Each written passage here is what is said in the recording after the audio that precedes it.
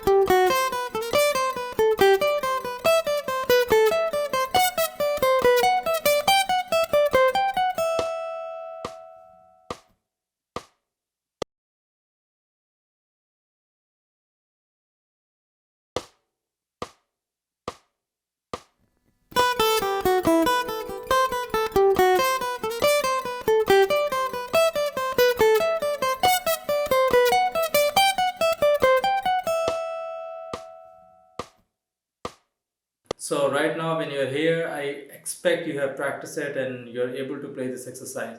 This is very cool exercise. I hope you can practice it in the future again. Alright, so learn better and play better.